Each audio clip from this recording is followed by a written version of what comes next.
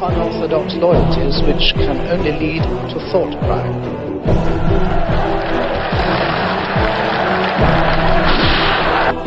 There is truth, and there is untruth.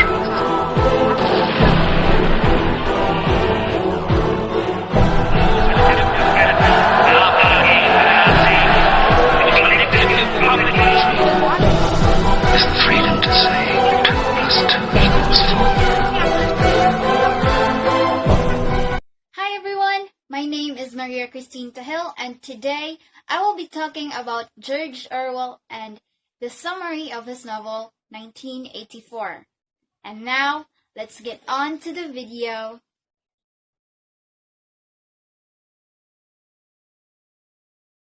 Eric Arthur Blair was born on June 25 of 1903, Motihari, Bengal, India.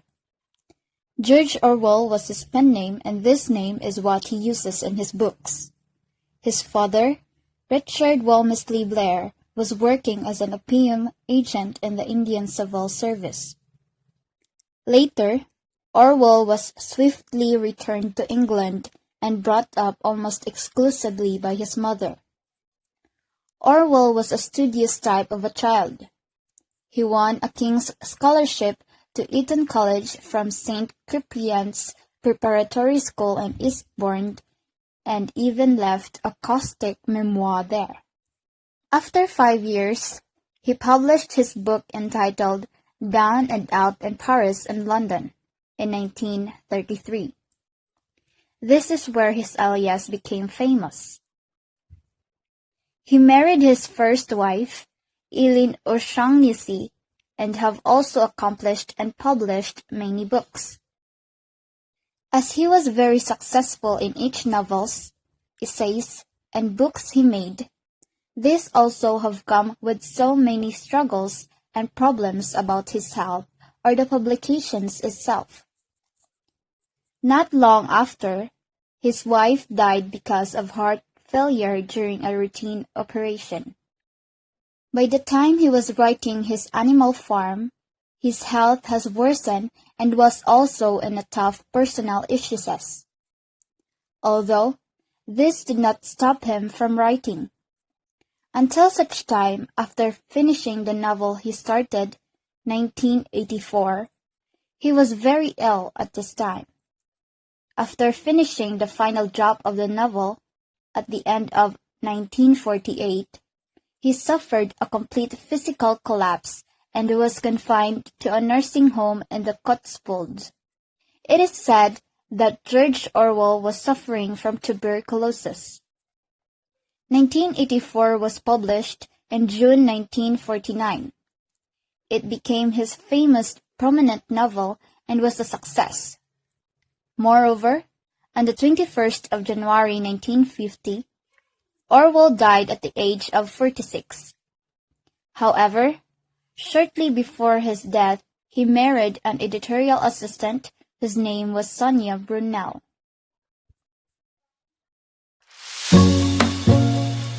Good day everyone, I am Honeylyn Barquilla, and today I'll be discussing about what are some of the vocabulary words that I found or that I choose in Newspeak. So, these are some of the vocabulary words in Newspeak that I picked. First is the word duckspeak. It is a Newspeak term meaning literally to quack like a duck or to speak without thinking. Duckspeak can either be good or ungood depending on who is speaking and whether what they are saying is in following with the ideals of Big Brother. So, for example, human as we are, we somehow tend to do this kind of attitude which can affect or hurt a person depending on how we use it. Second is the word doublethink. It means the act of simultaneously believing two mutually contradictory ideas. For instance, when we are faced in what choices we should make, we sometimes doublethink, then somehow we manage to recover right after. Lastly is the word face crime. It is an indication that a person of is guilty of thought crime based on their facial expression. So this kind of instance or situation, the face crime, is found in the book 1984. We can see it or read it in the book that is evident. So these are just some of the Newspeak words that I choose.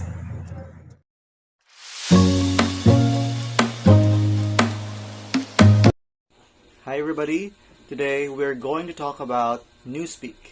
So what is Newspeak? So Newspeak was a language used by Big Brother's minions and was intended to limit the spectrum of thought, and that's according to George Orwell.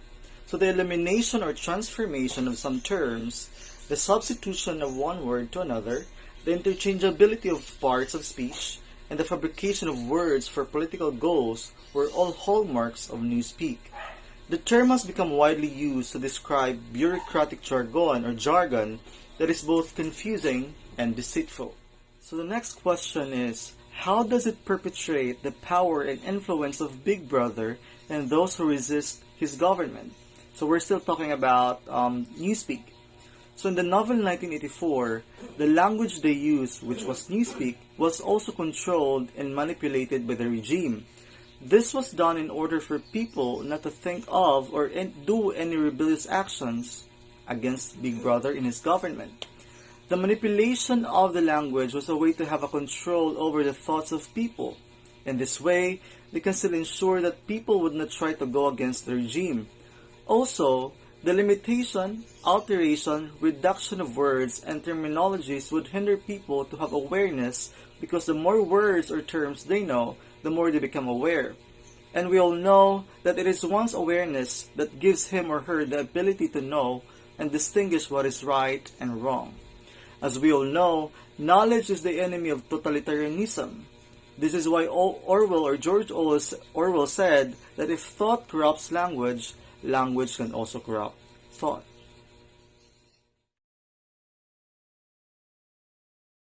Winston Smith is a low-ranking member of the ruling party in the nation of Oceania. Everywhere Winston goes, even in his own home, the party watches him through the telescreens.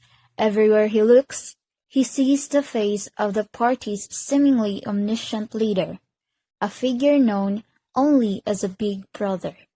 The party controls everything in Oceania, even the people's history and language. Currently, the party is forcing the implementation of an invented language called Newspeak, which attempts to prevent political rebellion by eliminating all words related to it. Even thinking rebellious thoughts is illegal. Such thought crime is, in fact, the worst of all crimes. As the novel starts, Winston feels frustrated by the oppression and rigid control of the party, which prohibits the free thought, sex, and any expression of individuality. Winston dislikes the party and has illegally purchased a diary in which to write his criminal thoughts. He has also become fixated on a powerful party member named O'Brien, whom Winston believes is a secret member of the Brotherhood, the mysterious, legendary group that works to overthrow the party and which is headed by Emmanuel Goldstein. Winston works in the Ministry of Truth, where he alters historical records to fit the needs of the party. He notices a co-worker, a beautiful dark-haired girl, staring at him, and worries that she is an informant who will turn him in for his thought crime. Winston spends his evenings wandering through the poorest neighborhoods in Oceania, where the proletarians lives and relatively free from the party. One day, Winston receives a note from the dark-haired girl in which seems to be a love confession. Her name is Julia. This is the start of their affair. Eventually, Winston decided to rent a room above the second-hand store in the Pearl District where Winston bought the diary. This relationship lasts for some time. Winston is sure that they will be caught and punished sooner or later. while Julia, on the other hand, is more pragmatic and optimistic. As Winston's affair with Julia progresses, his hatred from the party grows more and more intense. At last, he receives the message that he has been waiting for, which is from O'Brien, that says he wants to meet him. And so, Winston and Julia travel to O'Brien's luxurious apartment. O'Brien confirms to Winston and Julia that, like them, he hates the party, and says that he works against it as a member of the Brotherhood. He asks Winston and Julia questions and gives Winston a copy of Emmanuel Goldstein's book, The Manifesto of the Brotherhood. After a tiresome day, Winston goes to his rented room above the store and reads the book. Then Julia arrived later on. They have spent the time reading the book when suddenly soldiers barge in and seize them. Mr. Charrington, the proprietor of the store, is revealed as having been a member of the Thought Police all along. They are taken to a place called the Ministry of Love. Winston finds that O'Brien is a party spy who simply pretended to be a member of the Brotherhood. O'Brien spends months torturing and brainwashing Winston. He struggles to resist. At last, O'Brien sends Winston to the dreaded Room 101. Here, O'Brien tells Winston that he will be forced to confront his worst fear. O'Brien now straps a cage full of rats onto Winston's head and prepares to allow the rats to eat his face. Winston snaps, pleading with O'Brien to do it to Julia, not to him. Winston's spirit is broken.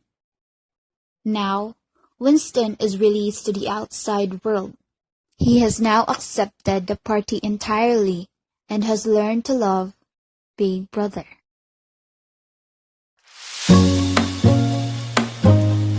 Hello! I'm back, and this is Honeylyn Barquilla, a student from Bachelor of Arts in English Language, BAEL 2-A, and this video is about my thoughts or opinion on why 1984 is a must-read for a language or linguistic majors and what does it mean to me personally. 1984 is a must-read for language or linguistic majors because the language used in this book is essential to analyze and study.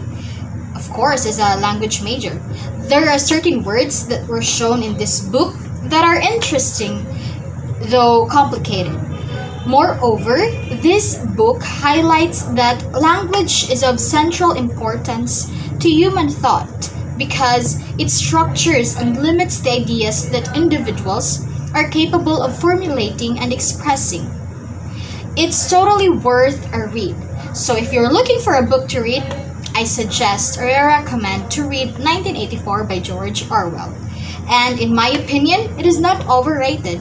It really makes you see the world in a different light, different perspective, and learnings that will help us in our lives individually.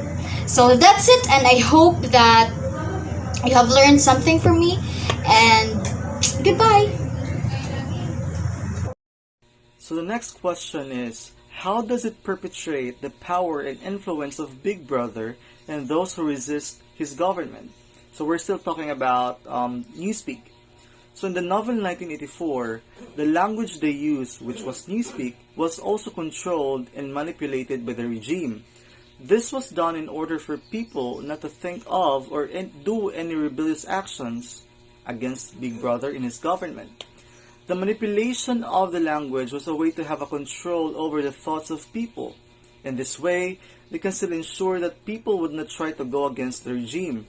Also, the limitation, alteration, reduction of words and terminologies would hinder people to have awareness because the more words or terms they know, the more they become aware. And we all know that it is one's awareness that gives him or her the ability to know and distinguish what is right and wrong. As we all know, knowledge is the enemy of totalitarianism. This is why Orwell or George Orwell said that if thought corrupts language, language can also corrupt thought.